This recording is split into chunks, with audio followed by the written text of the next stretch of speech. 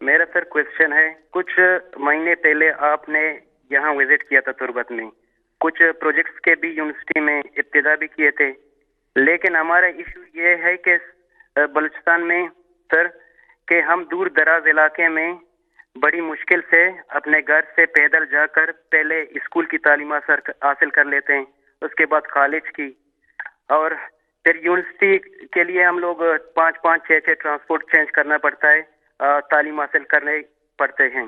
لیکن سر اس کے باوجود یہاں نہ پرائیویٹ سیکٹر میں یا نہ کہ گورنمنٹ سیکٹر میں جاب اپرچونیٹیز کچھ بھی نہیں ہیں، تو سر ہم کریں تو کیا کریں؟ میرا سر ایک دوسرا سوال ہے چھوٹا سا، جو انٹرنیٹ کے حوالے سے ایجوکیشن فیسلٹی اور ایجوکیشن ڈیولپمنٹ کے لیے انٹرنیٹ بہت ضروری ہے سر، لیکن تربت میں سر اتنے سال ہو گئے ہیں انٹرنیٹ سے تربت پورا ڈسٹرکٹ محروم ہے۔ بلوچستان کا مسئلہ یہ ہے کہ علاقہ بہت بڑا ہے، آبادی بہت کم ہے، جو بیچ میں ڈسٹنسز ہیں یعنی فاصلے بہت زیادہ ہیں، تو اس لیے اس کی جو ڈیولپمنٹ ہے وہ ایک آسان نہیں ہے، کیونکہ ڈیولپمنٹ کیسے ہوتی ہے کہ جب زیادہ لوگ ایک جگہ پہ جمع ہو جاتے ہیں تو ان کو پھر سہولتیں دینا، وہاں یونیورسٹیز کالجز وغیرہ انڈسٹری بنانا آسان ہو جاتا ہے۔ تو جب اتنے بڑے فاصلے ہوں تو ایک تو یہ مسئلہ ہے بلوچستان کا۔ دوسری چیز کہ جو پولیٹیکل سیٹ اپ رہا بلوچستان میں، اس نے بھی بلوچستان کے لوگوں کو نقصان پہنچایا ہے۔ ہوا کیا ہے کہ وہاں جو پولیٹیکل لوگ آئے ہیں بلوچستان میں، انہوں نے بجائے اس کے کہ وہاں کا پیسہ نیچے تک جاتا وہ اوپر ہی رہ گیا۔ تو جو ایک اچھا بلدیاتی نظام آنا چاہیے تھا، جو بلوچستان کے لیے بہت ضروری ہے کہ آپ کا ڈائریکٹ پیسہ گاؤں میں جائے، جو دور دراز علاقے کے گاؤں ہیں ادھر پیسہ جائے، تو اس کے لیے ایک بلدیاتی نظام بہت ضروری ہے بلوچستان میں۔ یہ میں دوسری آپ کو بات کر رہا ہوں۔ اب آگے میں تربت بھی گیا تھا اور ہم نے ایک پیکج دیا، یہ انشاءاللہ بلوچستان کی تاریخ میں سب سے بڑا پیکج ہے۔ ایک تو کنیکٹیوٹی دی ہے، انٹرنیٹ کی آپ بات کر رہے ہیں، یہ بہت ضروری ہے۔ انٹرنیٹ اب ایک ڈیولپمنٹ کا ایک طریقہ بن گیا ہے۔ ابھی تک قبائلی علاقے میں اور بلوچستان کے کئی علاقوں کے اندر 3G 4G نہیں تھا اور وہ کنیکٹیوٹی نہیں تھی، لیکن اس کی وجہ سیکیورٹی تھی، کیونکہ دہشت گرد بھی اس کو استعمال کرتے ہیں اور اس لیے دہشت گردی سے بچنے کے لیے نہیں تھا۔ لیکن ہم نے فیصلہ اب کیا ہے کہ ہم اپنے نوجوان جو ان دور دراز علاقوں میں رہتے ہیں، اور خاص طور پہ بلوچستان کے کئی علاقوں میں جدھر نہیں تھا، اور جو پرانا قبائلی علاقہ تھا ادھر بھی ہم نے اب فیصلہ کیا ہے کہ ہم ان کو 3G 4G دیں گے تاکہ لوگوں کے پاس کنیکٹیوٹی ہو۔ لیکن صرف مجھے آپ سے ایک چیز کہنی پڑے گی کہ تھوڑا آپ کو صبر کرنا پڑے گا۔ فیصلہ تو ہم نے کر لیا ہے کہ بلوچستان کو ڈیولپ کرنا، اور جو بھی ہمارے علاقے جس طرح پرانا قبائلی علاقہ جو اب مرج ڈسٹرکٹس جسے کہتے ہیں وہ پیچھے رہ گیا تھا، اس کو جو علاقے مثلا DG خان، روجان، یہ بھی علاقے پیچھے رہ گئے، اور اندرون سندھ وہاں بھی بہت غربت ہے۔ ہم نے فیصلہ تو کیا ہے اب ان کو ڈیولپ کرنا، لیکن تھوڑا سا آپ کو صبر اس لیے کرنا پڑے گا کہ گورنمنٹ کے پاس جس طرح کی وسائل چاہیے وہ اس وقت ہمارے پاس ہیں نہیں، اور ہمارے پاس جیسے جیسے وسائل بڑھتے جائیں گے ہم کریں گے۔ اور میں یہ آپ کو کہہ دوں کہ بلوچستان میں جو آپ کی منرل ویلتھ ہے جیسی یہ نکلے گی، ہماری کوشش ہے کہ وہ ادھر ہی خرچ ہو، تاکہ وہاں کے لوگوں کو پہلے ہم ان کو اوپر اٹھائیں اور پھر کسی اور علاقے میں جائیں۔ جی، میرا نام حیدر عباس ہے اور میرا تعلق ساہیوال کے گاؤں 9 11 بمبی سے ہے۔ جناب وزیر اعظم صاحب، میں آپ سے یہ درخواست کرنا چاہ رہا تھا کہ کورونا کی ویکسین ماشاءاللہ آپ کی حکومت اب پاکستان میں لا رہی ہے۔ جناب بہت زبردست اقدام ہے۔ میری درخواست ہے کہ جناب یہ چھوٹے شہروں میں جیسا کہ ساہیوال ہے اور دیگر ہیں کیسے پہنچے گی اور عام آدمی کو کیسے ملے گی؟ کہیں ایسا تو نہیں کہ بڑے بڑے لوگ خود ہی لگوا لیں اور عام لوگ رہ جائیں؟ تو جناب آپ ذرا اس پر نظر رکھیے گا، آپ سے بہت امیدیں ہیں ہماری۔ دیکھیں، ویکسین آج ہی پہنچی ہے پاکستان، اور میں آپ کو پالیسی گورنمنٹ کی بتا دوں کہ سب سے پہلے ہماری کوشش ہے کہ جس کو کہتے ہیں front line health workers, doctors اور نرسز جو ہسپتالوں میں کام کرتی ہیں اور جن کو کرونا کے مریضوں سے ہر روز جن کے قریب ہوتے ہیں، تو سب سے پہلے ہماری کوشش ہے کہ ویکسین ان کو لگائی جائے، اور اس کے بعد پھر یہ ایک کرائیٹیرین کے مطابق جو 60 سال کی عمر سے زیادہ لوگ ہیں یا جن کو کوئی ایسی بیماری ہیں کہ اگر کرونا ہو جائے تو اس سے کمپلیکیشنز پیدا ہو سکتی ہیں، پھر ان کی باری آئے گی۔ تو یہ آپ فکر نہ کریں، اس میں کوئی امیر غریب میں نہیں دیکھا جائے گا، اس میں صرف کرائیٹیرین دیکھا جائے گا کہ کس کو پہلے لگنی چاہیے، اور انشاءاللہ کوشش کریں گے کہ زیادہ تر ہم لوگوں کو اس سال کے جیسے سال گزرتا رہے گا تو انشاءاللہ ان کو کور کر سکیں گے۔ سر میں شعیب بول رہا ہوں گلگت سے۔ مجھے بڑی خوشی ہے سر کہ میں ایک ایسے وزیر اعظم سے بات کر رہا ہوں ملک کے تاریخ کے، جو کہ براہ راست عوام سے بات کرنا چاہتے ہیں، ان کے مسائل سننا چاہتے ہیں۔ سر میرے بنیادی طور پہ 2 سوال ہیں۔ پہلا سوال میرا یہ ہے کہ سر گلگت بلتستان جو ہے وہ سی پیک کا گیٹ وے ہے۔ پہلے پیپل پارٹی کی گورنمنٹ آئی 2009 میں، 2015 میں مسلم لیگ نون کی گورنمنٹ آئی، انہوں نے ایک پروجیکٹ بھی گلگت بلتستان کے لیے نہیں رکھا سی پیک میں۔ سر اتنا بڑا گیٹ وے ہے، پورے پاکستان میں بڑے بڑے مہنگا پروجیکٹ ہیں، گلگت بلتستان کے لیے یہ بہت بڑی زیادتی ہے، گلگت بلتستان کے لوگوں کے لیے۔ سر میرا دوسرا کوشچن یہ ہے کہ 21ویں صدی میں بھی ہم اس وقت گلگت بلتستان کے لوگ جو ہیں وہ 18 گھنٹے کی لوڈ شیڈنگ کا سامنا کر رہے ہیں۔ اس وقت پوری جو ہماری جو ہے نا اکانومی ہے، ہماری جو تعلیم ہے، ہمارے عام پبلک ہے، وہ سفر کر رہی ہے پورے گلگت بلتستان کے تمام 10 اضلاع میں۔ سر شدید ترین لوڈ شیڈنگ ہے، سردی میں نہ ہیٹنگ کے لیے کوئی مسئلہ ہے وہ ہم کر سکتے ہیں نہ، اور میرا تمام مسئلے جو ہے نا وہ بجلی کے ساتھ ہی۔ اگر ہماری بجلی کا ایشو جو حل ہو جاتا ہے تو ہم بہت سے مسئلے سے وہ ہمارے وہ ہو جائیں گے سر۔ تو میری گزارش یہ ہوگی کہ سر یہ جو سی پیک میں ہے، اس میں ہمارے جو شونٹر پاس اور گلگت چترال ایکسپریس وے کو اگر رکھ دیں تو ایک تو یہ ہوگا کہ ہمیں کراکرم ہائی وے کے متبادل ہمیں سڑک ملے گی، اور ہمارا جو سفر جو ہوگا وہ سال بھر جاری رہے گا، پورے سال کے 12 مہینوں میں۔ تو میرے ہی سوال ہے، آپ کی بڑی مہربانی سر۔ جی پہلے تو گلگت بلتستان کے اوپر جو چیز کہنا چاہتا ہوں، یہ آپ نے سمجھنی ہے بات، ہر جگہ کا ایک خاص چیز ہوتی ہے کہ وہ جس کو کمپیریٹیو ایڈوانٹیج کہتے ہیں، کہ وہ باقی جگہوں سے اس میں کوئی خاص چیز ہوتی ہے جو وہ ڈیولپ ہو سکتی ہے، ہر جگہ پہ ہے۔ مثلا کبھی بھی گلگت بلتستان کراچی یا فیصل آباد یا سیالکوٹ کی طرح کا انڈسٹریل ہب نہیں بن سکتا، آپ جو مرضی کر لیں وہ نہیں ہو سکتا، لیکن گلگت بلتستان وہ جگہ بن سکتی ہے جو دنیا کا ٹورزم کا ہب بن سکتا ہے۔ آپ کو میں مثال دیتا ہوں کہ سوئٹزرلینڈ جو سارا جو گلگت بلتستان یا ناردرن ایریاز ہمارے ہیں، سوئٹزرلینڈ اس سے آدھا ہے، اور سوئٹزرلینڈ ٹورزم میں ہر سال 80 ارب ڈالر کماتا ہے۔ اب یہ سوچیں کہ پاکستان ساری جو ایکسپورٹ کرتا ہے وہ 25 ارب ڈالر ہے، سارا پاکستان، اور صرف سوئٹزرلینڈ اپنی ٹورزم سے 80 ارب ڈالر کماتا ہے۔ تو جو گلگت بلتستان ہے وہ دگنا ہے سوئٹزرلینڈ سے، یہاں کے پہاڑ اس سے بہت زیادہ بڑے ہیں، یہاں خوبصورتی اس سے بہت زیادہ ہے، کیونکہ میں نے تو سوئٹزرلینڈ دیکھا ہوا ہے اور سارا گلگت بلتستان دیکھا۔ یہ سمجھ لیں کہ اگر ہم کانسنٹریٹ صرف ٹورزم پہ کریں، یہ سارا علاقہ وہ خوشحال ہو سکتا ہے جو آپ سوچ بھی نہیں سکتے۔ ہاں سی پیک کے بھی راستے میں ہیں، بالکل ٹھیک ہے، ہاں کئی ایسی ہم وہاں انڈسٹری لگا سکتے ہیں، یہ بھی ٹھیک ہے، ہر قسم کی انڈسٹری وہاں نہیں لگ سکتی، لیکن یہ میں آپ کو کہہ دوں کہ جو اب میری سوچ ہے، میں نے آپ کے چیف منسٹر سے میری بات چیت بھی ہوئی ہے کہ انشاءاللہ ہم پورا اب زور لگا رہے ہیں کہ ہم نے اس کو ٹورزم کا ہب بنانا ہے۔ دوسری چیز جو بجلی کی آپ نے بات کی، یہاں ہے ہائیڈرو الیکٹریسٹی۔ اب تک مسئلہ یہ رہا ہے کہ وہاں اگر ہائیڈرو الیکٹرک یعنی پانی پہ بجلی بنائیں گے تو اس کو کیسے، اتنا لمبا وہ راستہ ہے، اس کو نکالیں گے کیسے؟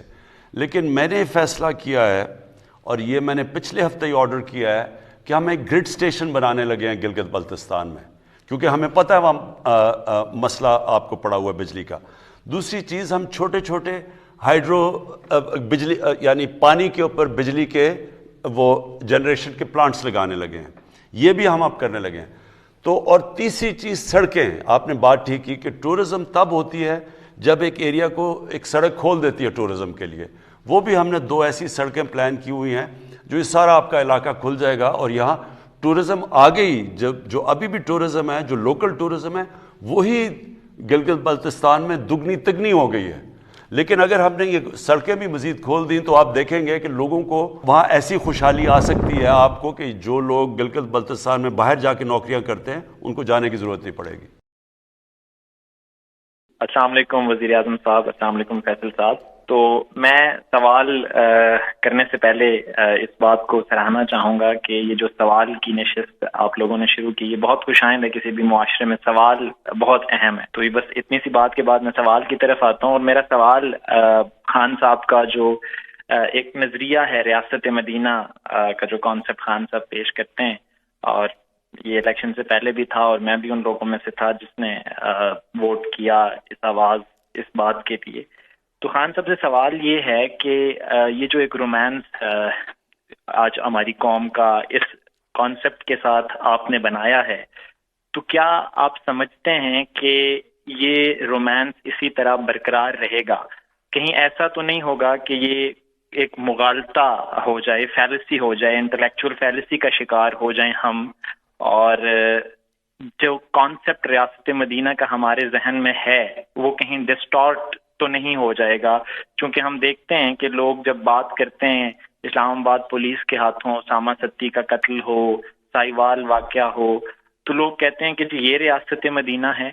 تو کہیں ہم جس چیز کو یولوجائز کرنا چاہتے ہیں، سراہنا چاہتے ہیں، جس کو بہت اٹھانا چاہتے ہیں، کہیں ہم اس گرینڈ وہ جو ڈیزائن ہے کہیں ایسا نہ ہو کہ وہ خواب جو ہے وہ اور خواب کا ٹوٹنا جو ہے وہ بڑا. بیسکلی آپ یہ کہہ رہے ہیں کہیں فیل نہ ہو جائیں. جی جی جی. دیکھیں میں آپ کو دو مختلف چیزیں بتانا چاہتا ہوں کہ اللہ نے مجھے شاید زیادہ آزمایا اور باقی لوگوں سے زیادہ کامیابی دی. یعنی مختلف چیزوں میں زندگی میں نے بڑے بڑے گولز رکھے، کرکٹ میں، پھر ایز کیپٹن، پھر شوکت خانم، پھر نمل یونیورسٹی، اور پھر ایک وہ آدمی جس کی کوئی پولیٹیکل بیک گراؤنڈ نہیں تھی، وہ ایک 2 پارٹی سسٹم کے اندر وہ ایک پارٹی بناتا ہے اور پھر ایک جد و جہد کے بعد وہ پارٹی اقتدار میں آ جاتی ہے. اور 2 پارٹی سسٹم جو دنیا میں کہیں نہیں ٹوٹتا. یہ یاد رکھیں کہ جدھر 2 پارٹیز ہیں وہ تیسری پارٹی کا آنا ناممکن ہے. امریکہ میں دیکھ لیں، انگلینڈ میں دیکھ لیں، ہندوستان میں دیکھ لیں، جدھر بھی دیکھ لیں. کہنے کا مقصد یہ ہے کہ یہ ساری چیزیں جب میں کرنے گیا تو جس طرح آج آپ کہہ رہے ہیں کہ مدینہ کی ریاست ایک یہ ایسے خواب ہی نہ رہ جائے، تو یہ سب نے مجھے زندگی میں کہا کہ یہ چیزیں نہیں ہو سکتی. جو بھی میں نے کام کیا ہے دنیا کہتی تھی یہ چیزیں نہیں ہو سکتی. اور وہ کیوں کہتی ہے دنیا؟ یہ یاد رکھیں. اور میں نوجوانوں کے لیے بھی بات کر رہا ہوں کہ کبھی آپ لوگوں کی باتوں سے یہ نہ ہو کہ اپنی خواب کے پیچھے نہ جائیں. دنیا ہمیشہ وہ چیزیں کہے گی جو ساری دنیا کرتی ہے، لیکن جب آپ کوئی ہٹ کے چیز کریں گے تو دنیا آپ کو ڈسکریج کرے گی کہ یہ نہیں ہو سکتا. تو پہلے تو میں یہ آپ کو بتا دوں کہ اللہ نے انسان کے اندر وہ طاقت دی ہے. جب انسان کو اشرف المخلوقات بنایا ہے تو اللہ نے انسان میں وہ چیز دی ہے جو اس نے فرشتوں کو کہا کہ میں نے تمہیں بھی نہیں دی. تو ہم اس کی عظیم مخلوق ہیں، ہمارے میں بہت صلاحیتیں ہیں. ہم کیونکہ کہیں نہ کہیں راستے میں اپنی خواب کے پیچھے نہیں جاتے، ہم اپنے دل کی خواہشوں کے پیچھے نہیں جاتے، ہم ڈر جاتے ہیں، ہم معاشرے ہمیں کہتا ہے کہ یہ نہیں ہو سکتا، تو ہم راستے میں وہ کام نہیں کرتے جو ہمارا دل کہتا ہے. ہم پھر وہ کام کرتے ہیں جو کہ ساری دنیا چاہتی ہے ہم کریں. آج تک دنیا میں کسی نے بھی کوئی بڑا کام کیا ہے، ہر اس انسان کو دنیا نے کہا یہ نہیں ہو سکتا. جب پہلا آدمی ماؤنٹ ایوریسٹ پہ چڑھا تھا، دنیا کے سب سے اونچے پہاڑ پہ، تو اس سے پہلے تو یا مر گیا تھا کوئی یا فیل ہو گیا تھا. تو لوگوں نے اسے کہا کہ تم نہ کرو، یا دیوانہ ہے جو کہ کوشش کر رہا ہے. یہ یاد رکھیں کہ انسان کا جو دل کہتا ہے اس کے پیچھے جانا چاہیے، اور پھر جب جائے گا تو پل جلا کے جائے کہ اب اس کی واپسی کوئی نہیں ہے. یعنی اگر میں نے یہ فیصلہ کیا ہے کہ انشاءاللہ یہ ہمارا مدینہ کے ریاست کے اصولوں پہ ایک عظیم قوم بنے گی، تو اس کے بعد کوئی دوسرا راستہ نہیں ہے. اب آ جائیں جی مدینہ کی ریاست، یہ سمجھ رہے ہیں. اور انشاءاللہ اب ہم پاکستان کے اندر 7، 8 اور 9 کلاسز میں ہر سکول کے اندر سبجیکٹ رکھ رہے ہیں سیرت نبی، کہ وہ کیا تھی مدینہ کی ریاست. کیونکہ لوگوں کو پتہ ہی نہیں ہے اس چیز کا. وہ کوئی ایک چیز ملک میں خراب ہوتی ہے وہ کہتے ہیں جی مدینہ کی ریاست کدھر گئی. مدینہ کی ریاست ایک بڑی خواب تھی، ایک ماڈرن ریاست تھی. دنیا میں پہلی دفعہ اس طرح کے کانسیپٹس آئے، ایک جمہوری کلچر آیا، قانون کی بالادستی آئی. کوئی قانون سے اوپر نہیں تھا. نبی صلی اللہ علیہ وسلم نے کہا کہ میری بیٹی بھی قانون توڑے گی تو اس کو بھی سزا ملے گی. کوئی قانون سے اوپر نہیں تھا. پھر ایک انسانیت کا نظام تھا جس کو فلاحی ریاست کہتے ہیں. ریاست نے اپنے کمزور طبقے کی ذمہ داری لی تھی. یہ بڑے کانسیپٹ تھے. پھر میرٹ تھی، پھر انسانی حقوق تھے. انسان کا جو بھی رنگ ہو، جو بھی دین ہو، سب قانون کے سامنے ایک برابر تھے. یعنی یہ جو سوچ تھی، جو نبی صلی اللہ علیہ وسلم کا آخری خطبہ تھا، وہ ہیومن رائٹس کا جو آج UN کا چارٹر دیکھ لیں تو وہ تب انہوں نے تقریباً 1500 سال پہلے وہ چارٹر دیا تھا انسانیت کا. تو یہ سارے جو کانسیپٹس تھے یہ ماڈرن کانسیپٹس تھے. مسلمانوں کی تاریخ میں جو ملک ان اصولوں پہ گیا ہے وہ اوپر چلا گیا, اور جو مسلمان ملک نہیں بھی ہے جب وہ ان اصولوں پہ جاتا ہے وہ اوپر چلا جاتا ہے, اور جو ان سے پیچھے ہٹ جاتا ہے, جو بدقسمتی سے ہم ہٹ گئے ہیں, تو تب وہ ملک نیچے جاتا ہے, جو ہماری آج حالات ہے. تو یہ مدینہ کا ریاست, یہ یاد رکھیں, یہ ایک جدوجہد کا نام ہے. یہ سوئچ آن آف نہیں ہوتا کہ مدینہ کی ریاست آ جاتی ہے. ساری قوم مل کے ایک بڑی خواب کی طرف جاتی ہے, محنت کرتی ہے, قربانیاں دیتی ہے, مشکل وقت سے نکلتی ہے, کیونکہ مدینہ کی ریاست نبی صلی اللہ علیہ وسلم کی سنت تھی. وہی قوم اٹھ جاتی ہے اور عظیم قوم بن جاتی ہے, اور انشاءاللہ یہ بننے جا رہی ہے پاکستان ایک عظیم قوم. السلام علیکم پرائم منسٹر صاحب, آپ سے ہماری بہت سی امیدیں وابستہ ہیں. آپ نے غریب کو چھت دینے کا وعدہ کیا, جیسے روٹی کپڑا مکان ایک سیاسی نعرہ تھا, اس طرح آپ کی حکومت نے پاکستان ہاؤسنگ سے غریب عوام کو گھر کا وعدہ کیا. سر مجھے کیا بینک قرضہ دے گا؟ میرے یہ نہ کچھ گروی رکھنے کو میرے پاس کچھ ہے, تو مجھے یہ گھر کیسے مل سکیں گے؟ یہ اچھا آپ نے کہا, اس کی بات کر لی. اچھا اب میں آپ کو ذرا سمجھاؤں کہ پاکستان کا جو سسٹم کیسا بنا اور کیوں ہم نے یہ لو کاسٹ ہاؤسنگ, یہ وہ طبقہ جو کہ خرید ہی نہیں سکتا گھر, کیوں ان کے لیے پورا پروگرام لے کے آئے جو نیا پاکستان ہاؤسنگ ہے. دیکھیں ساری دنیا میں گورنمنٹ گھر نہیں بنا کے دیتی, کوئی بھی دنیا میں گورنمنٹ, امیر سے امیر گورنمنٹ بھی غریب لوگوں کو گھر نہیں بنا کے دے سکتی. تو ہم ایک سسٹم لے کے آئے ہیں, اور وہ آپ نے سمجھنا وہ کیا ہے. ہم نے یہ فیصلہ کیا کہ ہم پہلے تو بینکوں سے قرضے لینے کا سسٹم ہم نے شروع کیا. امریکہ کے اندر, برطانیہ میں, یورپ میں 80% بینک جو لوگ گھر لیتے ہیں وہ بینکوں سے قرضے لے کے لیتے ہیں, جس کو مارگیج کہتے ہیں, ہاؤس فائنینسنگ, یعنی بینک فائنینس کرتے ہیں لوگوں کے گھر.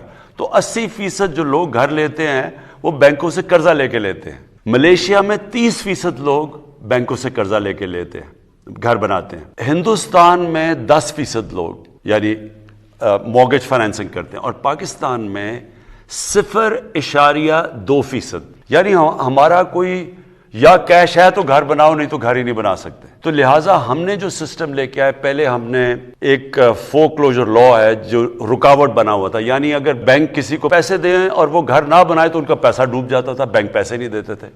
لہٰذا ایک عدالت کے اندر ہمیں بڑی 2 سال لگے وہ قانون جو پھنسا ہوا تھا, جو قانون, اس کو کلیئر کرتے ہوئے.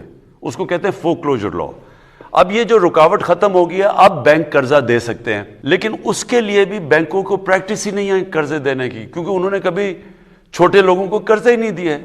تو لہٰذا میں خود بینک مینیجر سے, سارے جو بینکس کے ہیڈز ہیں ان کو ملا ہوں. ہم یہاں میٹنگ کرتے ہیں ہر جمعرات کو. مقصد یہ ہے کہ بینکوں کو اب ٹرین کریں کہ وہ چھوٹے لوگوں کو قرضے دیں, جو تنخواہ دار ہیں, جو مزدور ہیں, جو جن کے پاس کیش نہیں ہے گھر بنانے کا. اور ہم نے کیا ہے کہ ہم نے گورنمنٹ سبسڈائز کر رہی ہے, یعنی 5% سے زیادہ گورنمنٹ سبسڈائز کر رہی ہے. پھر پہلے 1 لاکھ گھر جو بنیں گے 3 لاکھ روپیہ ہر گھر کو سبسڈی دی گئی گورنمنٹ. اس سے کیا ہوگا, جتنے لوگ کرایہ پہ خرچ کرتے ہیں, اپنا جو مہینے کا کرایہ دیتے ہیں, وہی کرایہ دینے کے بجائے وہ اس کو قسطوں میں دے دیں گے بینک کو. تو ہوگا کیا کہ وہ بجائے کرایہ دینا کہ وہ قسطیں دیں گے, وہ گھر ان کا اپنا ہو جائے گا. یہ ہے ہمارا پروجیکٹ, یہ شروع ہو گیا ہے. آہستہ آہستہ لوگوں کو سمجھ آ رہی ہے, بینکس بھی آہستہ آہستہ سمجھ رہے ہیں. لیکن انشاءاللہ یہ اب آپ ٹی وی پہ اشتہار دیکھتے ہوں گے, بینکس اب اشتہار دے رہے ہیں, بینکس خود کہہ رہے ہیں کہ لوگ آ کے تو ہمارے سے قرضے لیں. تو یہ ہمارا جو ہے, یہ پہلی دفعہ پاکستان میں ہو رہا ہے کہ عام آدمی جس کے پاس پیسے نہیں ہیں, جو تنخواہ دار ہے, جو مزدور ہے, اس کو بھی موقع مل جائے گا کہ اپنا گھر بنا لے. میرا سوال پرائم منسٹر صاحب سے ہے کہ ہم لوگ جو ہیں ایک غیر اسلامی ممالک میں رہتے ہیں, اور ہم ایز اے پاکستانی اور ایز اے مسلمان, ہمارے لیے یہاں پہ ناموس رسالت کا بہت بڑا مسئلہ ہے. ہم لوگ ان سے, ہمارا یہ کہ 1 ارب سے زائد مسلمانوں کی جو ہے نبی صلی اللہ علیہ وسلم کے ساتھ محبت کو بار بار آزمایا جاتا ہے, جس سے تمام مسلم ممالک میں اشتعال پیدا ہو جاتا ہے. اس حوالے سے میرا ان سے سوال ہے کہ ہم لوگ آواز تو اٹھاتے ہیں, لیکن کیا تمام مسلم ممالک مستحق ہو کے ایک مشترکہ رائے عملی اختیار کر سکتے ہیں؟ کیا پرائم منسٹر صاحب دیگر مسلم ممالک کے سربراہان سے اس معاملے میں رابطے میں ہیں کہ نہیں؟ جب تک مسلمان دنیا مل کے اس کا پریشر نہیں ڈالے گی مغرب ممالک کے اوپر، یہ مشکل رہے گا ہمارے لیے کہ وہ اس کے پیچھے چھپ جاتے ہیں کہ جی آزادی رائے، کہ جی ہماری آزادی رائے ہے۔ لیکن مجھے ابھی بھی میں آپ کو بتا دوں کہ کبھی بھی ان کو اس چیز کا اتنا احساس نہیں ہوا جتنا آج کل ہوا، کیونکہ جب سے ہم نے اٹھایا، اور مجھے فخر ہے اس کا کہ پاکستان سب سے زیادہ اس نے اس چیز کو اٹھایا ہے، ساتھ ساتھ اسلاموفوبیا جو آپ مغرب میں رہتے ہیں آپ کو پتہ ہے کہ کس طرح کی وہاں اسلام کے خلاف پروپیگنڈا اور اسلاموفوبیا سے بڑے ہمارے لوگوں کو مشکل وقت سے گزرنا پڑتا ہے۔ لیکن اس کا صرف حل ایک ہی ہے، ہم آہستہ آہستہ، اور میری پوری کوشش ہوگی کہ مسلمان ممالک کو میں اکٹھا کروں اور اس چیز کے اوپر، اور پریزیڈنٹ اردوغان نے پورا میرے ساتھ انہوں نے سٹینڈ لیا ہوا ہے۔ جس طرح میں نے کہا جب فرینچ پریزیڈنٹ میکرون نے جب انہوں نے کہا تو صرف 2 مسلمان ہیڈز آف اسٹیٹ نے اس کے اوپر بات کی اور ان کی تنقید کی، تو اس لیے انشاءاللہ ہماری کوشش ہے کہ اور زیادہ لوگوں کو اکٹھا کریں گے۔ مجھے پورا یقین ہے کہ یہ کیمپین میں انشاءاللہ ہم کامیاب ہو جائیں گے۔ جیسے ہی ان کو یہ پتہ چلے گا کہ جس وقت وہ کوئی بھی ان کے ملک میں اس طرح کی حرکت کرے گا، ایک دم 50 مسلمان ملکوں سے ری ایکشن آئے گا، تب یہ ایشو ختم ہوگا۔ جی سردار صاحب۔ السلام علیکم جی، میرا اسکپر سے یہ ایک سجیشن بھی ہے اور یہ بلین ٹری سونامی کے حوالے سے بھی بلین ٹری لگایا گیا۔ میرا تعلق ہے تحصیل لورا، ضلع ایبٹ اور میں ہزارہ کا رہنے والا ہوں۔ میں اس سلسلے میں جو 2 سال سے اس پہ کام بھی کر رہا ہوں۔ زیتون کے میں نے 1230 پودے پچھلے سال شنکیاری والوں کے توسط سے لگائے تھے ٹی ریسرچ سینٹر کے حوالے سے۔ تو میں یہ اسکپر کو ایک سجیشن دینا چاہتا ہوں کہ ہمارا جو ایریا ہے تحصیل لورا خاص طور پہ، یہ یہاں پہ وائلڈ اولیو بے شمار ہے اور گورنمنٹ کی پالیسی بھی ہے، تو ہم اس ایریا کو ایک دم سے اپ لفٹ کر سکتے ہیں، خاص طور پہ ہزارہ پورے کو اور تحصیل لورا کو۔ یہاں پہ اولیو ٹریز جو ہیں وائلڈ اولیو ہیں، ان کے اوپر گرافٹنگ کرائیں۔ ایک دوسرے نمبر پہ یہ ہے اس کے اوپر کہ اگر فرض کیا جو پودے آتے ہیں، ایک تو ان کی تعداد آپ کم کریں، اور دوسرا یہ ہے کہ کوالٹی میک شور کریں، کیونکہ ریشو جو ہے اس کی بہت ضروری یہ چیز ہے کہ اس کی جو سکسیس ریشو ہے وہ زیادہ ہونی چاہیے۔ یہ گورنمنٹ کو خاص طور پہ جنگل والوں کو ٹاسک فورس ان کی بنائیں اور ان سے کہیں کہ اس ایریا میں اچھے طریقے سے اپنے یہ پلانٹیشن کریں۔ یہ 1000 سال کے لیے سر پلاننگ کرنی ہوگی ہمیں۔ میں ایک چیز کہہ رہا تھا، اس کو غلط سمجھا لوگوں نے۔ میں یہ کہہ رہا تھا کہ بدقسمتی سے ہماری پارلیمنٹری ڈیموکریسی میں ہوا کیا ہے کہ ہم نے لانگ ٹرم پلاننگ نہیں کی۔ ہم سوچتے ہیں، یہاں پچھلے آتے تھے کہ جی اچھا جی 5 سال کے بعد الیکشن ہونا ہے تو یہ چیزیں کر لو جو 5 سال سے پہلے مکمل ہو جائیں، اور پھر اس سے کیا نقصان ہوا کہ ملک تو تب آگے بڑھتا ہے جب وہ آگے سوچتا ہے، اپنی آنے والی نسلوں کا سوچتا ہے، جو چائنا کر رہا ہے۔ تو میں کہہ یہ رہا تھا کہ ہم بڑا غلط ہوا ہے، کوئی سوچتا ہی نہیں آگے والی اپنی نسلوں کے لیے۔ ملک میں پہلی گورنمنٹ اور جماعت ہیں جس نے آگے کا سوچا، یہ جو درخت اگانے کا سوچا ہے پاکستان میں۔ اور یہ جو آپ نے ابھی بات کی ہے، یہ زبردست بات ہے۔ دیکھیں، ہم اربوں روپے کا ہم یہ گھی باہر سے امپورٹ کرتے ہیں، جیسے ہی ہمارا جب روپیہ گرتا ہے تو وہ گھی اور مہنگا ہو جاتا ہے۔ جو سب سے بہترین تیل ہے کوکنگ آئل یعنی استعمال کرنے کے لیے، وہ ہے زیتون کا تیل۔ اور پاکستان ایک ایسی جگہ ہے کہ ہم جو باہر سے چیزیں امپورٹ کر رہے ہیں، ہم اگر یہ زیتون کو صحیح لگا دیں، یہ تو ایک پورا ایک انقلاب ہے پاکستان میں۔ ہم زیتون سے ہی اربوں ڈالر کما سکتے ہیں۔ ہمارے ایسے علاقے ہیں، یہ جو دریائے سندھ کے رائٹ سائڈ پہ جتنا علاقہ ہے، یہ سلیمان کا، یہ نیچے ڈی آئی خان میں، یہ اور نیچے تک، یہ سارا میں نے چیک کروایا ہے، زیتون کے لیے بہترین علاقہ ہے۔ یہ علاقہ جدھر ہم اسلام آباد میں بیٹھے ہوئے ہیں، یہاں بھی بہترین زیتون اگتا ہے۔ میں نے اپنے گھر میں زیتون کے پودے لگائے ہیں۔ تو اب ہم اسی مہینے انشاءاللہ میں بڑی ایک لانچ کر رہا ہوں زیتون کے، ایک تو ہم پیوند کروائیں گے اور پورا ایک زیتون کا انقلاب لے کے آ رہے ہیں۔ اب ان پہاڑی علاقوں میں جدھر لوگوں کے پاس زیادہ کچھ نہیں ہے، اگر ہم زیتون کے اوپر ہی کریں اور پھر اس کا تیل یہ ہم ایکسپورٹ بھی کر سکتے ہیں، یہ لوکل لوگوں پہ یہ خوشحالی بھی لا سکتا ہے، ہمیں ضرورت بھی نہیں پڑے گی کہ اپنے ڈالر خرچ کرنے کے لیے۔ تو انشاءاللہ یہ اسی مہینے میں لانچ کر رہا ہوں۔ السلام علیکم پرائم منسٹر۔ جی ہارون، السلام علیکم۔ How are you, sir? You okay? G G. Prime Minister Saab, there's just an important message regarding Pakistan International Airlines. As you know, overseas Pakistanis that are very much, do issues ہیں، ایک تو cricket اور PI. Pakistan, while you have always been abroad, you've seen how passionate people are about the cricket and also the international airline. So my question to yourself is, how can we resurrect the airline so that us Pakistanis can at least have our state carrier that we can fly with, we can have some peace of mind with all the Qatar, Virgin, all of them are going, but you would know historically that 1.5 million Pakistanis, not including the Europeans, how attached they are with the airline. And also there are so many young people who are now, if you see Pakistan International Airlines, that so many people want to travel to Pakistan. If you look at the international stats, there's more revenue generated for people visiting Islamabad and Lahore. So my question to you is, as everybody trusts you, and I'm being very clear, we Pakistanis here have given our heart and soul to you, and we believe you are the state, and you're the only one who can hold the state together. And especially for overseas Pakistanis who love the airline, who want to travel with the airline regardless of the service. My question to you is very simple. How will you resurrect the airline? How would you help us to travel with our motherland regardless of all the other airlines in the industry? मैं जितनी तकलीफ से आप PIA की बात कर रहे हैं तो मैं वो पूरी तकलीफ समझता हूँ, क्योंकि हमने अपनी ज़िंदगी में PIA को एक दुनिया की टॉप एयरलाइंस से शुरू हुई, जिसने सऊदीया की एयरलाइन बनाई, जिसने एमिरेट्स एयरलाइन बनाई, जिसने सिंगापुर एयरलाइंस बनाई, बड़ी बड़ी एयरलाइंस है दुनिया की, और हमने फिर इसको नीचे आते देखा। देखिए प्रॉब्लम PIA का क्या हुआ है। PIA के अंदर PIA को इस्तेमाल किया गया, जो हर गवर्नमेंट इदारों को तबाह किया गया, सियासी तौर पे भर्तियां करके इन इदारों को उतना बड़ा कर दिया गया कि वो इतना उसका आपके पास पैसा ही नहीं बचता। जब आप तनख्वाहें दे देते हैं तो उसके पास पैसा नहीं बचता। दूसरी चीज करप्शन, सारे इदारे अगर तबाह हुए हैं वो करप्शन की वजह से हुए हैं, और उसकी वजह से आज PIA का जरा मसला आपको मैं बता दूं कि इसके ऊपर 400 अरब रुपए का कर्जा चढ़ा हुआ है। जो टोटल कर्जा PIA पे है वो 400 अरब रुपया। अब इसके ऊपर सूद देना पड़ता है, इसके ऊपर पैकेजेस देने पड़ते हैं इसको सस्टेन करने के लिए। लेकिन ये जो बोझ पड़ा हुआ है हमारे ऊपर, और इसके ऊपर जो वो हमारे पास इतने पैसे नहीं होते कि हम इसके लिए अच्छे जहाज लें, नए जहाज लें। जिस तरह एयरलाइंस को तो नए जहाज चाहिए, आप जो बड़े अच्छे अच्छे जहाज जिनकी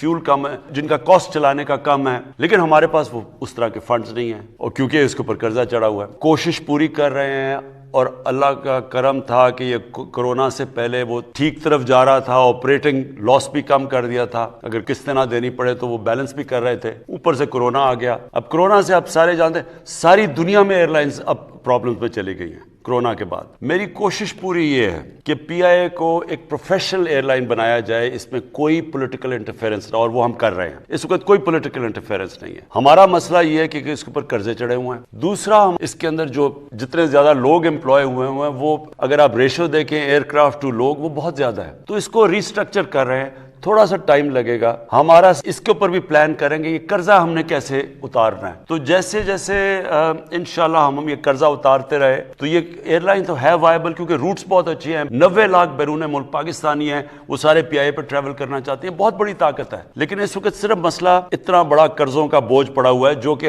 हर इदारे में मसला बना हुआ है। हमारे कर्जे, स्टील मिल, उसके ऊपर कोई 300 अरब रुपए का कर्जा चढ़ा हुआ है। पावर सेक्टर के अंदर सर्कुलर डेट चढ़ी हुई है। तो हमारा मसला सिर्फ ये जो कर्जे चढ़े हुए हैं, इसकी वजह से हमारे पास पैसा नहीं बचता इनको रिफॉर्म करने के लिए। सर, हर माह में 2 दफा पेट्रोलियम रिश्वत बढ़ जाती हैं, जिसकी वजह से हर चीज पे महंगाई आ जाती है। जो दिहाड़ीदार तबका, जो मतलब के छोटा किसान है, वो इस चक्की में पिस रहा है। कोई शफकत की जाए इस पर। देखिए, ये सबसे तकलीफ दह चीज़ है महंगाई, और मुझे इस चीज़ का पूरा एहसास है कि इस वक्त हमारे लोगों के ऊपर एक मुश्किल वक्त आया हुआ है महंगाई की वजह से। लेकिन ये भी ज़रूरी है आप सबका कि समझना कि ये महंगाई होती क्यों है। मैं अगर हर हफ्ते मीटिंग लेता हूँ महंगाई की, एक चीज़ देखता हूँ कि कौन सी चीज़ की कीमत क्यों चढ़ रही है, यानी मेरे जहन पे ये इतना पड़ा हुआ है, तो ये क्यों नहीं, ये महंगाई है क्या, होती क्यों है। तो ये मैं ज़रा चाहता हूँ कि आज आप सब समझ लें।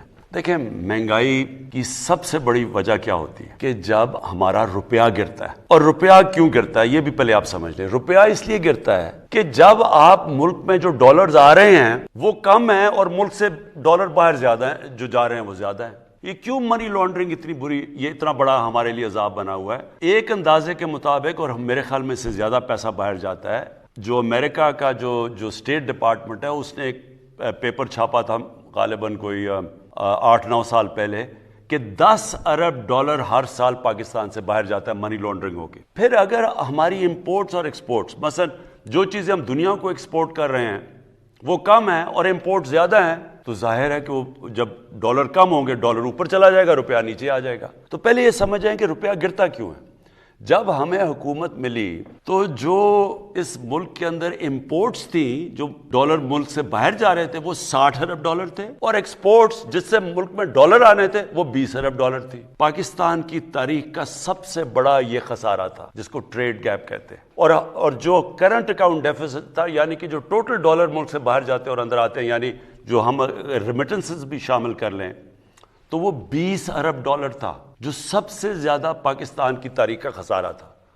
اس سے کیا ہوا، جیسی ہماری حکومت آئی پریشر پڑ گیا روپے پہ، اور پچھلی حکومت نے اربوں ڈالر خرچ کیا تھا روپے کو اوپر رکھنے کے لیے. وہ کیا کرتے ہیں، جب روپے پہ پریشر پڑتے ہیں تو اب ڈالر پھینکنے شروع ہو جاتے ہیں مارکیٹ میں. تو ہمارے پاس ڈالر ہی نہیں تھے مارکیٹ میں پھینکنے کے لیے، کیونکہ ہمارے پاس ریزروز ہی نہیں تھے. ہم بلکہ جو ہمیں قسطیں دینی تھی باہر وہ بھی نہیں ہم دے پا رہے تھے، تو لہٰذا روپے نے گرنا تھا. تو میں صرف آپ کو اب یہ سمجھانا چاہتا ہوں پہلے تو کہ روپیہ کتنا گرا. روپیہ گرا 24.1%. اور ہمارے دور میں کہہ رہا ہوں 18-19 میں ہمارے دور میں گرا 24.1%. ہمارے سے پہلے بھی روپیہ گرا تھا، وہ گرا تھا جب پیپلز پارٹی آئے تو روپیہ گرا 25.5%. 2008-9 میں 2008 جب ان کا روپیہ گرا تو جو سی پی آئی، اور یہ سارے آپ دیکھ سکتے ہیں اسٹیٹسٹکس، کنزیومر پرائس انڈیکس جسے کہتے ہیں، جو بتاتا ہے کہ کتنی مہنگائی ہوئی، وہ 17% تھی. اور ہمارے 18-19 میں جب 24.1% روپیہ گرا تو 7.3% تھی. اب یہ کیوں، اب جب یہ روپیہ گرتا ہے تو کیا ہوتا ہے، پہلے یہ سمجھیں. سب سے پہلے تیل مہنگا ہو جاتا ہے. تیل مطلب پٹرول اور ڈیزل مہنگا، اس کا مطلب ٹرانسپورٹ مہنگی. اس کے بعد بجلی مہنگی، کیونکہ آدھی بجلی بنتی ہے تیل سے. اور پھر جو باقی بجلی کے کانٹریکٹ سائن کیے ہوئے ہیں وہ سارے ڈالرز میں کیے ہوئے ہیں. تو جیسے ہی روپیہ گرا جو ڈالر کی چیزیں ساری مہنگی ہو گئی. پھر جو ہم چیزیں امپورٹ کرتے ہیں، سب سے پہلے گھی، تقریباً سارا گھی ہم امپورٹ کرتے ہیں باہر سے، وہ مہنگا. چائے مہنگی، چائے باہر سے امپورٹ کرتے ہیں. پھر دالیں مہنگی، جو عام آدمی بیچارہ کھاتا ہے، تقریباً 70% دالیں باہر سے ہم امپورٹ کرتے ہیں، وہ مہنگی ہو گئی. جب بجلی مہنگی ہوئی مزید اور چیزیں مہنگی ہو گئی. پاکستان میں گیس نکلتی ہے وہ کم ہوتی جا رہی ہے. جو باہر سے ہم گیس لیتے ہیں وہ مہنگی ہے، تو جب وہ گیس بھی مہنگی ہو گئی. تو ساری چیزیں مہنگی ہو جاتی ہیں جب آپ کا روپیہ گرتا ہے. اس لیے ہماری گورنمنٹ پوری کوشش کر رہی ہے پاکستان میں ایکسپورٹ بڑھانے کی، اور مجھے بڑی خوشی ہے کہ پچھلے مہینے ریکارڈ ایکسپورٹس بڑھی ہیں ہماری. جب تک ہماری ایکسپورٹس نہیں بڑھیں گی، اور اللہ کا شکر ہے ریکارڈ ریمیٹنسز بڑھی ہیں، یعنی کہ جو باہر پاکستانی بینکوں کے تھرو پیسے بھیجتے ہیں وہ بھی بڑھی ہیں. اور اس کی وجہ سے 17 سال کے بعد پاکستان کا 5 مہینے مسلسل، جس کو کرنٹ اکاؤنٹ کہتے ہیں، کہ ہم جتنے ہمارے ڈالر آ رہے ہیں اندر اور ہمارے ڈالر باہر جا رہے ہیں، ہم نے اس کو بیلنس کر لیا. ہمارا خسارہ ختم کر دیا ہم نے، کیونکہ ہم نے ایکسپورٹس بھی بڑھائی ہیں اور ہماری ریمیٹنسز بھی بڑھی ہیں، اور ہمارا ملک صحیح راستے پہ لگ گیا ہے. اگلی چیز جو ہم نے کرنی ہے انویسٹمنٹ ملک میں لے کے آنی ہے، وہ تیسری چیز ہے. تو جیسے جیسے ہم اب قدم اٹھا رہے ہیں، ڈالرز ہمارے ملک میں زیادہ آئیں گے، ہمارا روپیہ سٹرونگ ہو جائے گا. جب روپیہ ٹھیک ہوگا تو یہ آپ کا سب سے بڑا مہنگائی کا مسئلہ تب ختم ہوگا. 2 اور چیزیں ہمیں مسئلے ہوئے. ایک 2 سال ہماری گندم کی کراپ کم ہو گئی. گندم کم ہوئی پاکستان میں. کیوں ہوئی؟ یہ موسم کی تبدیلی کی وجہ سے بارشیں اس ٹائم پہ ہو گئی جب گندم کو ہم نے کٹائی کا ٹائم تھا. 2 سال مسلسل ہماری گندم کم ہوئی، وہ باہر سے منگوانی پڑی. جب وہ تو جس طرح روپیہ گرا تو وہ بھی مہنگی. پھر چینی، وہ ہماری کم ہو گئی. مجھے پورا احساس ہے، سارا وقت میں مانیٹر کر رہا ہوں، پوری کوشش کر رہے ہیں کہ ہم مہنگائی کو روکیں. تھوڑا آپ کو صبر کرنا پڑے گا. ایک برے معاشی حالات میں، ایک مقروض ملک میں جس نے قرضے لیے ہوئے تھے، آہستہ آہستہ جیسی ہماری معیشت ٹھیک ہوگی انشاءاللہ اس کے اوپر مکمل قابو پا لیں گے. وزیر اعظم صاحب، آپ ہمارے ہیرو ہیں، آپ سے بہتر کرکٹ کو کوئی نہیں جانتا، لیکن جب ہم پی سی بی کی کارکردگی کو دیکھتے ہیں تو نہایت شرمندگی ہوتی ہے. سر، جب آپ کی حکومت آئی تو ہمیں امید تھی کہ پی سی بی میں بہتری آئے گی. پرائم منسٹر صاحب برائے مہربانی پی سی بی کو کوئی ایسا بندہ دیں جس سے اس کی کارکردگی بہتر ہو سکے. میں کئی دفعہ حیران ہوتا ہوں کہ سارے سمجھ رہے تھے جب ہم آئی ہے گورنمنٹ کہ جی آج گورنمنٹ آئی ہے اور ایک دم سب کچھ ٹھیک ہو جائے گا. یہ ویسے فیری ٹیلز میں ہو سکتا ہے کہ ایک میرے پاس جادو کا ڈنڈا، میں ایسے کروں سارا ملک ہی ٹھیک ہو جائے ایک دم. دیکھیں یہاں ملک میں کئی چیزیں بگڑی ہیں، 50 سال لگے ہیں بگڑنے میں. پچھلے جو یہ 2 بڑے اس ملک کے بڑے ڈاکو نے جو 10 سال گزارے ہیں، کئی تباہی اور اصل تباہی ان 10 سالوں میں آئی ہے. ادارے تباہ ہوئے ہیں، PI اسٹیل مل، یہ جو سارا پاور سیکٹر ہے، یہ آپ دیکھیں تو صحیح کہ کیسے کیسے تباہ کیے گئے ہیں. اور اس کو ٹھیک کرنے میں صبر کرنا پڑے گا قوم کو. دیکھیں میں آپ کو ایک مثال دیتا ہوں.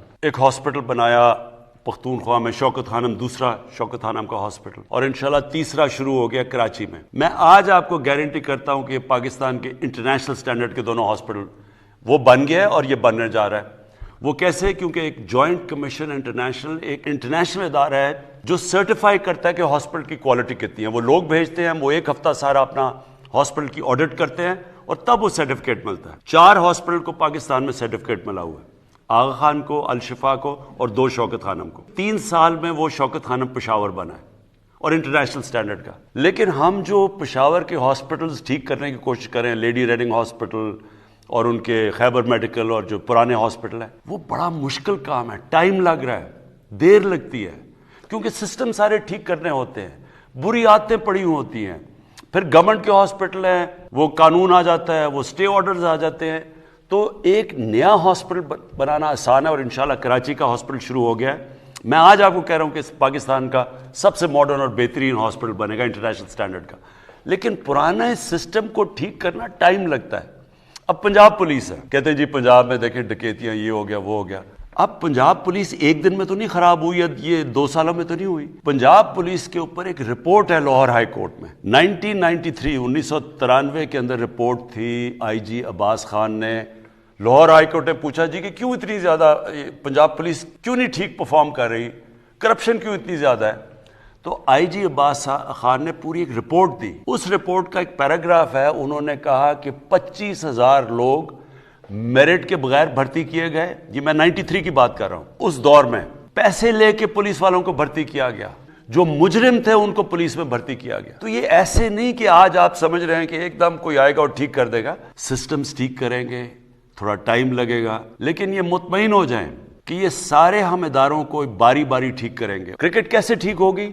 کرکٹ اس راستے پہ نکل گئی ہے، وہ ایسے ہوگی کہ علاقائی کرکٹ جو میں آج سے 40-50 سال سے لگا ہوا ہوں، علاقائی کرکٹ جو شروع ہو گئی ہے. آپ دیکھتے ہیں کہ جب پشاور کا میچ ہوتا ہے یا پشاور زال میں تو سارا KP اس کو دیکھ رہا ہوتا ہے. بلوچستان کا ایک کھلاڑی نہیں ہوتا لیکن سارا بلوچستان دیکھ رہا ہوتا ہے ٹیم کو. کھلاڑی کو ڈیولپ ہوتے ہوئے ٹیم کو تھوڑا ٹائم دیں، لیکن انشاءاللہ آپ دیکھیں گے کہ یہ ٹیم مسلسل بہتر ہوتی جائے گی. میں آپ سے ایک سوال کرنا چاہتا ہوں. آپ نے فرمایا کہ فورن فنڈنگ کیس میں اپوزیشن والے خود پھنس گئے ہیں، اس کی وضاحت فرمائیں گے؟ کیا آپ نے بھی کسی سے پیسے لیے ہیں؟ حقیقت کیا ہے؟ پلیز اگر آپ بتا سکیں تو. یہ بڑا اچھا کہ آپ نے یہ سوال پوچھ لیا. بڑی اچھی ایک سینگ ہے، ایک پنجابی کی سینگ ہے کہ گیدڑ کی جب موت آتی ہے تو شہر کی طرف بھاگتا ہے. اب انہوں نے فورن فنڈنگ کا کیس ہمارے اوپر کر دیا کہ جی فورن فنڈنگ آئی ہے PTI میں، تو انہوں نے تو بڑا اپنے آپ کو عذاب میں ڈال لی ہے، اور میں وہ بتاتا ہوں کیوں. دیکھیں مجھے آج سے تقریباً 31 سال پہلے میں نے فنڈ ریزنگ شروع کی تھی شوکت خانم کی. تو میں تو پاکستان کا وہ فنڈ ریزر ہوں جس نے پاکستان کی تاریخ میں سب سے زیادہ پیسہ اکٹھا کیا. آج بھی اکٹھا کر رہا ہوں شوکت خانم کے لیے، نمل یونیورسٹی کے لیے. تھوڑا مشکل ہے جب سے پرائم منسٹر بنا ہوں، لیکن اس سے پہلے تو میں سب سے زیادہ پیسہ اکٹھا کرتا تھا پارٹی کے لیے بھی.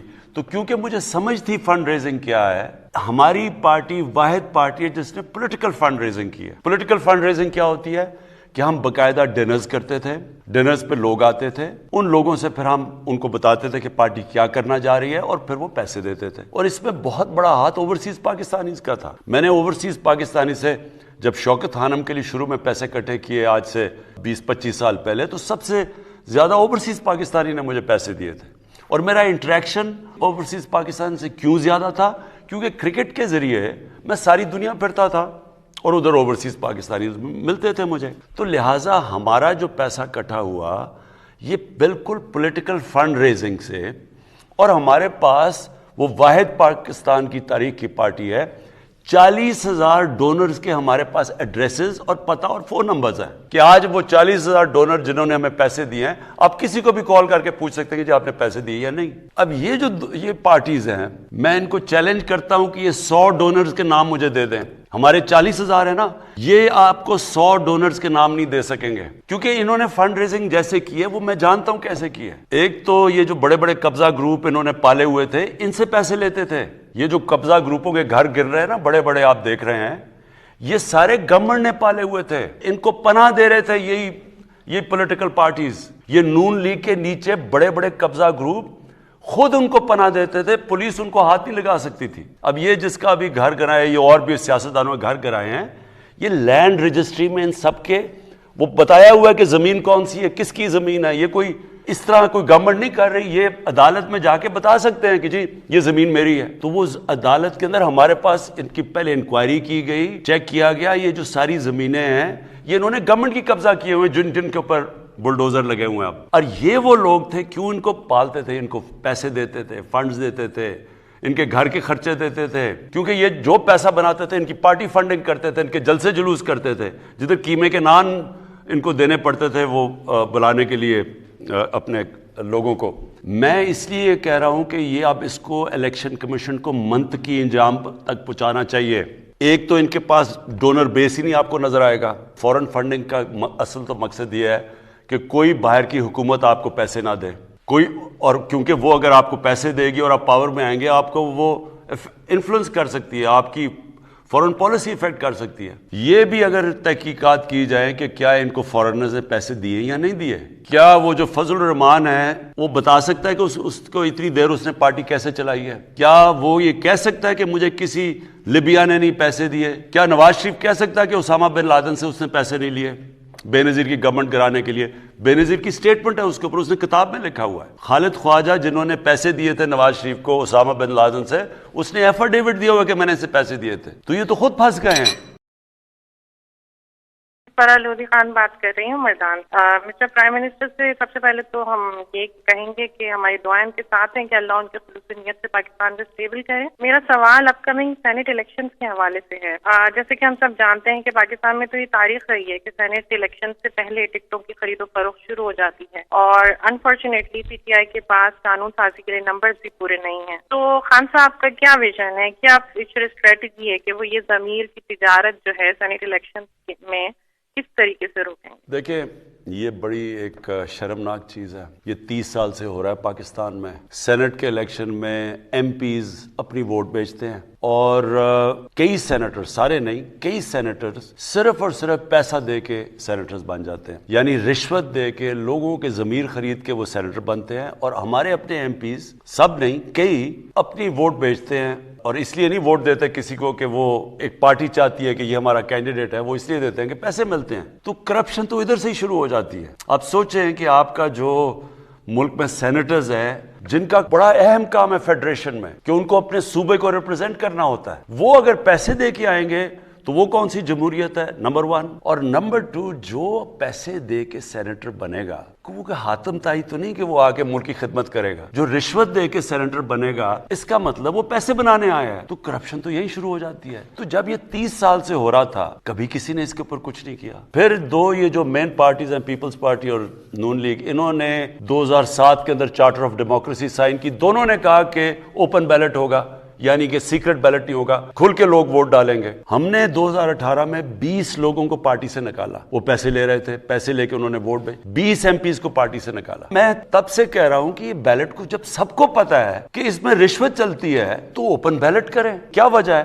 اور یہ دونوں مین پارٹیز نے بھی کہا ہوا ہے. اب ہم اس ہفتے انشاءاللہ ایک کانسٹیٹیوشنل امینڈمنٹ کریں گے. ہم عدالت میں بھی گئے ہوئے ہیں, کانسٹیٹیوشنل امینڈمنٹ بھی کر رہے ہیں. اب میں یہ دیکھنا چاہتا ہوں اور ساری قوم کو میں چاہتا ہوں دیکھیں, آپ سب دیکھیں کہ جب سب کو پتا ہے پیسہ چلے گا تو یہ کیوں نہیں اس امینڈمنٹ کو بیک کریں گے جدھر اوپن بیلٹ ہو, جدھر یہ اس کی وجہ سے پیسہ نہیں چلے گا. تو یہ اب اس ہفتے ساری قوم دیکھے گی کون کدھر اپنا ووٹ ڈالتا ہے, کیونکہ جو بھی اگر سیکرٹ بیلٹ کے ساتھ جائے گا آپ کو پتا چل جائے گا کہ وہ یہ کرپشن کا نظام نہیں ختم کرنا چاہتے. عثمان صاحب ہیں, کہتے ہیں فٹنس کے حوالے سے آپ تھوڑی رہنمائی فرمائیے گا کہ آپ خود تو بہت فٹ ہیں, اس کا کیا راز ہے اور آج کل کی روٹین میں آپ کو کیسے ٹائم ملتا ہے؟ آج کل تو بڑا مشکل ہے فٹ ہونا. میں دیکھ رہا تھا بشرا بیگم نے ایک وہ ویئنگ مشین دیکھی, تو جب ویئنگ مشین رکھی, میں جب کرکٹ کھیلتا تھا سارا میرا کبھی 185 پاؤنڈ سے زیادہ ویٹ نہیں گیا, تو جب مشین پہ کھڑا ہوا تو 200 پاؤنڈ پہ پہنچ گیا ویٹ. وہ اس لیے کہ 8-8 گھنٹے 9-9 گھنٹے میں کرسی پہ بیٹھتا ہوں اور اتنا ٹائم نہیں ملتا مجھے ایکسرسائز کرنے کا. لیکن دیکھیں اللہ نے جب سے دنیا بنائی ہے, میں سب کو ایک چیز کہنا چاہتا ہوں, وہ کامیابی تو اس کو دیتا ہے جو محنت کرتا ہے. اللہ نے آپ کو یہ کہا ہوا ہے کہ جسم جو آپ کا ہے یہ اس کی طرف سے ایک نعمت ہے. اب جتنا آپ اس کی نعمت کا دھیان رکھیں گے وہ آپ کو بیماریاں نہیں ہوں گی. اللہ آپ کو صحت دے گا, اور اچھی صحت سے بڑی نعمت کوئی نہیں ہے. لیکن جو ایکسرسائز نہیں کرے گا اور اپنا کھانا صحیح طرح دیکھ کے نہیں کھائے گا تو اس کے مسئلے مسائل ہوں گے.